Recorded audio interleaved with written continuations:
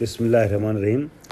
درس نمبر 18 میں آپ کی خدمت میں گزشتہ درس میں مراحل یکساں سازی مصاحف کے سلسلے میں گفتگو کرتے ہوئے یہاں تک آیا تھا کہ یہ جو مراحل ہیں اس میں پہلا مرحلہ یہ تھا کہ تمام نسخوں کو جمع کیا جائے۔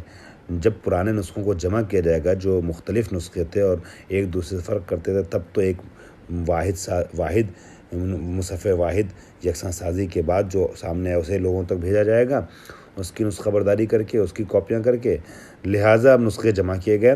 تو میں نے عرض کیا کہ ابو بکر کے زمانے میں جو صحیفے لکھے گئے تھے، مرتب کیے گئے تھے، وہ حفصہ کے گھر پہ تھے۔ حفصہ نے دینے سے انکار کیا تو عثمان نے وعدہ کیا کہ میں واپس کروں گا آپ کو اس سے استفادہ کرنے کے بعد، اس شرط پر اس نے حفصہ نے جو ہے عثمان کے حوالے کیا۔ ٹھیک ہے۔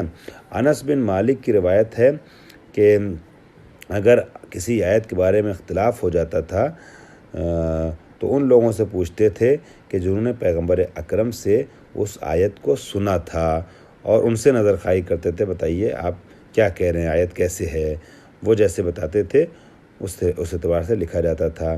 اگر یہ افراد مدینے میں نہیں تھے تو اس کے پہلے کی آیت اور اس کے بعد کی آیت لکھ کر کے ان کے پاس بھیجی جاتی تھی تاکہ وہ لوگ اس طریقے سے بیان کریں بیچ کی آیت کو کہ جیسے انہوں نے نبی سے سنا ہے۔ اس کام کو انجام دیا جاتا تھا۔ ابن سیرین بھی تحریر کرتے ہیں کہ اگر کسی آیت کے بارے میں اختلاف ہو جاتا تھا تو اس کو لکھنے میں تاخیر سے کام لیا جاتا تھا۔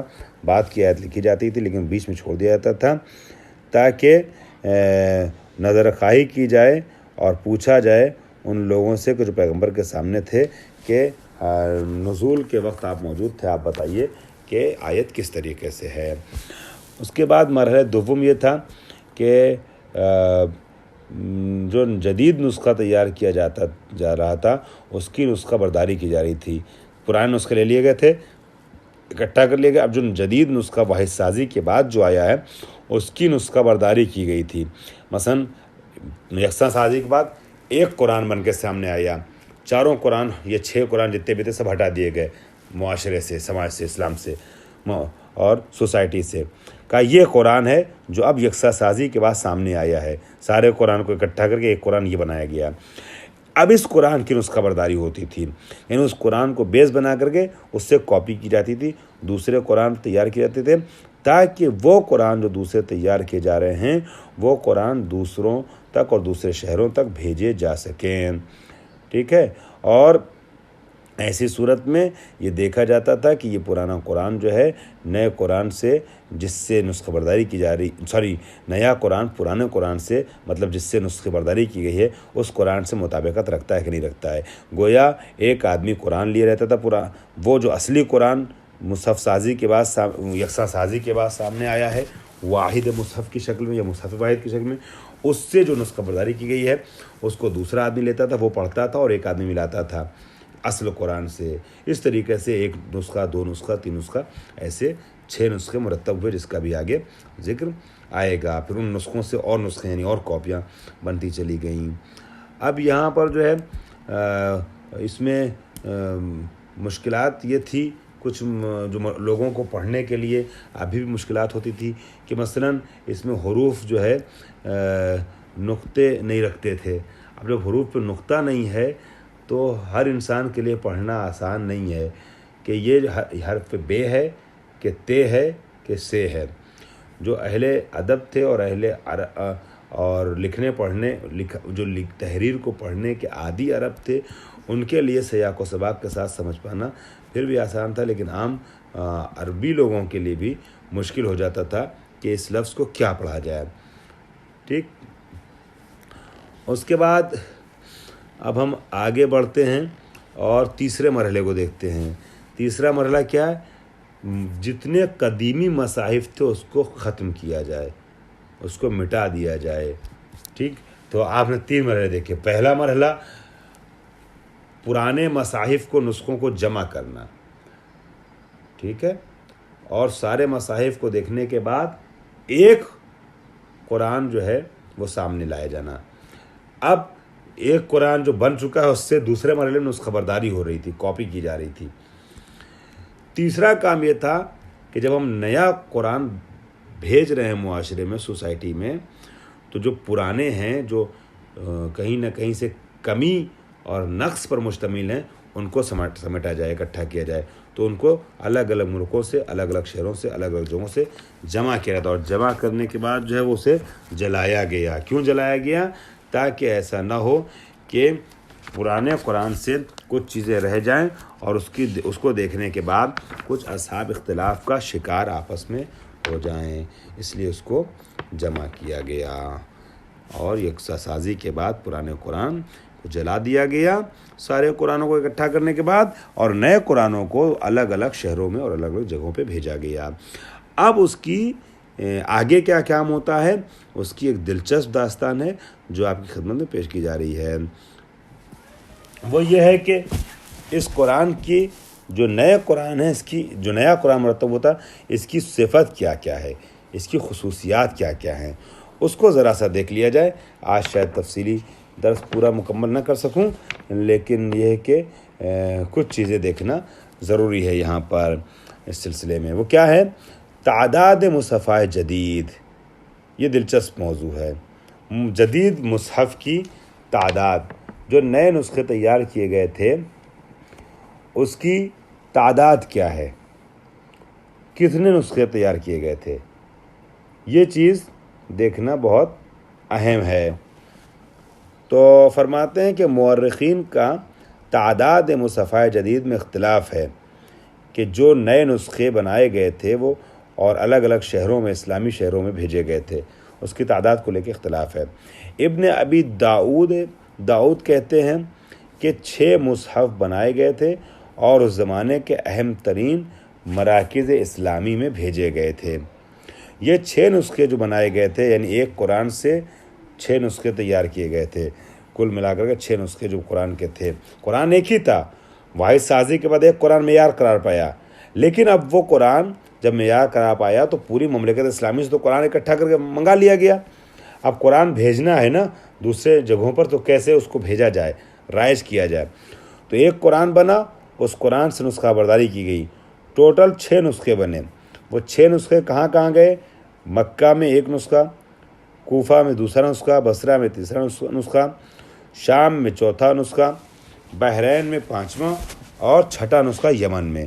جو مصحف واحد بنایا گیا تھا، مرتب کیا گیا تھا، اس سے 6 نسخے بن کر کے ٹوٹل ہو گئے 7.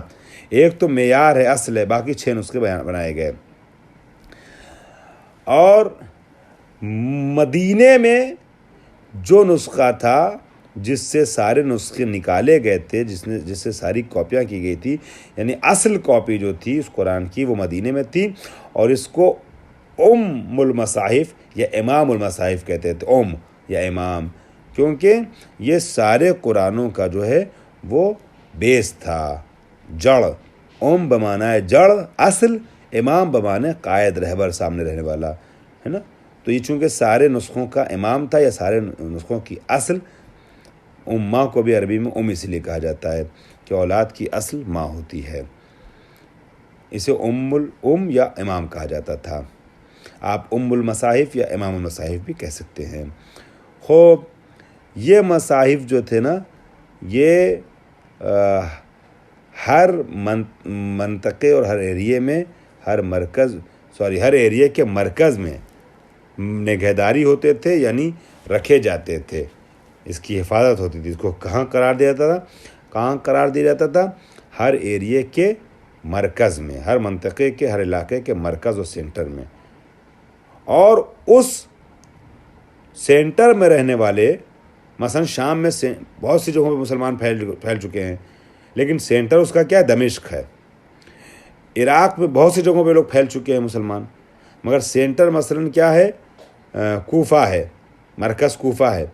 تو مرکز میں، اس سرزمین اور اس علاقے کے مرکز میں یہ قرآن ہوتا تھا، اصلی قرآن جو مدینے سے نسخہ برداری کے بعد بھیجا گیا ہے. پھر اس مرکز میں رہنے والے قرآن سے کاپیاں کر کے دوسرے شہروں میں بھیجا جاتا تھا. دوسرے علاقوں میں، ہے نا، وہ قرآن جو ہے وہ دوسرے شہروں میں اور گاؤں میں بھیجا جاتا تھا. ٹھیک ہے. اور یہ کہا جاتا تھا اگر کسی کے پاس کوئی قرآن ہے بھی، پرانا رہ بھی گیا، جو جمع کرتے وقت نہیں دیا جا سکا ہے اس قرآن سے پڑھنا الاؤ نہیں ہے۔ یہی مصحف کہ جو مصحف اصلی سے نسخہ برداری کیا گیا، کاپی کیا گیا ہے، بس یہی پڑھنے کا سب کو حق حاصل ہے۔ اس کے مخالف قرأت کے اعتبار سے جو مصحف اگر کسی کے پاس ہو تو اس کا پڑھنا ممنوع مانا جاتا تھا اور قابل سزا تھا۔ یہ کام سختی سے اس لیے کیا جاتا تھا تاکہ آنے والی نسلوں میں ایک ہی قرآن منتقل ہو۔ مصحف مدینہ جو تھا وہ تمام مصاحف کا منبع مرجع ہوتا تھا۔ اگر مصحفوں میں کہیں اختلاف ہو جاتا تھا، کبھی مان لی ہو گیا، تو اس کو ارجاع دیا جاتا تھا مدینے والے مصحف کی طرف۔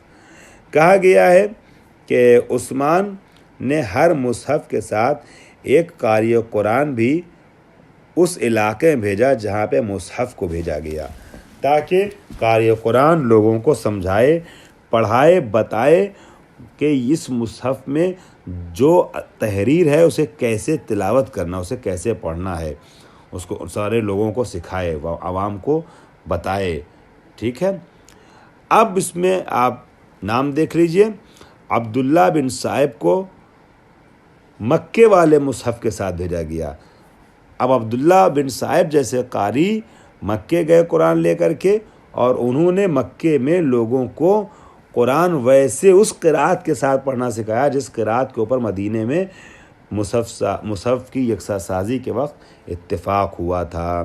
مغیرہ بن شہاب، ٹھیک ہے، شام والے مصحف کے ساتھ شام گئے، اور وہاں شام میں انہوں نے اس مصحف کی تلاوت کی اور لوگوں کو بتایا کہ اس قرآن کو کیسے پڑھنا ہے۔ اسی طریقے سے ابو عبد الرحمن سلمی یہ کوفے گئے، کوفے والے مصحف کے ساتھ، اور وہاں تلاوت کرتے تھے اور لوگوں کو سکھاتے تھے کہ کیسے قرآن پڑھنا ہے۔ اور عامر بن عبد القیس بصرہ میں ان کی طرف ان کا اعزام ہوا نہیں بھیجا گیا کہ آپ کو قرآن وہاں سے والوں کو سکھانا ہے۔ خوب، اب مدینے کا جو قرآن تھا اس کو کون پڑھے گا، اس کا کون قاری ہے، سب سے امپورٹنٹ تو وہی ہے۔ تو آپ جانتے ہیں کہ قرآن کی فضا میں، علوم قرآن کی وادی میں بہت زیادہ جن لوگوں کا نام آتا ہے، ان میں سے ایک زید بن ثابت ہیں۔ زید بن ثابت وہ کہ جن کو سب سے پہلے یکساں سازی کی مصولیت بھی دی گئی تھی قرآن کو یکساں کرنے کے لیے، اور 100 لوگ ان کے انڈر میں کام کر رہے تھے، ایک گروہ تھا بڑا۔ دھیرے دھیرے 4 تو نام بتایا میں نے آج، اس کے پہلے ذکر ہو چکا ہے، کل ملا کر کے چھوٹے بڑے گروہ ملا کر کے 100 لوگ تھے جو مسجد میں بیٹھتے تھے اور جماوری قرآن کام کرتے تھے۔ ان سب کے رئیس جو تھے زید بن ثابت کو مدینے والے قرآن کا قاری قرار دیا گیا تھا۔ اب مدینے میں جو لوگ قرآن سیکھتے تھے وہ زید بن ثابت سے سیکھتے تھے کس طریقے سے پڑھنا ہے۔ اب آ جائیے جدید مصحف کی کچھ ویژگی، کچھ خصوصیات، ویژگی ہے مصحف جدید۔ تفصیل نہیں عرض کر رہا ہوں، صرف اشارہ کر رہا ہوں۔ 3 مطلب اپنے ذہن میں رکھیے گا یہاں پر۔ پہلی بات تو یہ ہے کہ سوروں کی ترتیب جو ہے مصحف جدید میں وہی ترتیب ہے کہ جو ابھی قرآن مجید میں ہے، یعنی ہمارے زمانے میں جو ترتیب ہے وہی ترتیب ہے کہ جو اس وقت مصحف جدید میں یکساں سازی کے وقت قرار دی گئی تھی۔ ٹھیک ہے، اور یہ ترتیب جو ہے وہ جو دوسرے اصحاب تھے ان کی ترتیب سے جو ہے وہ کافی حد تک مطابقت کرتی تھی، سوائے چند سوروں کے۔ مثلا اسپیشلی ابی ابن کعب کا نام لیا جا سکتا ہے، ان کی ترتیب سے مطابقت کرتی تھی۔ دوسری بات یہ تھی کہ یہ ہے کہ اس قرآن میں نقطے اور اعراب نہیں تھے۔ نقطے اور اعراب نہ ہونے کی وجہ سے جن لوگوں نے آیات کو سنا نہیں نبی کے زمانے میں، حافظ نہ تھے، ان لوگوں کے لیے پڑھنے میں دشواری ہوتی تھی۔ ٹھیک ہے، مثلا جیم ہے اور خے کا یا تے اور بے اور سے کا فرق کر پانا بہت مشکل کام ہوتا تھا۔ اسی طریقے سے تحریر میں جو ہے املائی اعتبار سے مشکل تھا۔ خط کوفی میں لکھا گیا تھا اور بہت سے اغلاط تھے، کہیں نگارش میں تناقض پایا جاتا تھا، یہ مسائل بھی پائے جاتے تھے۔ انشاءاللہ اس درس کو کل آگے بڑھائیں گے۔ وآخر دعوانا الحمدللہ رب العالمین۔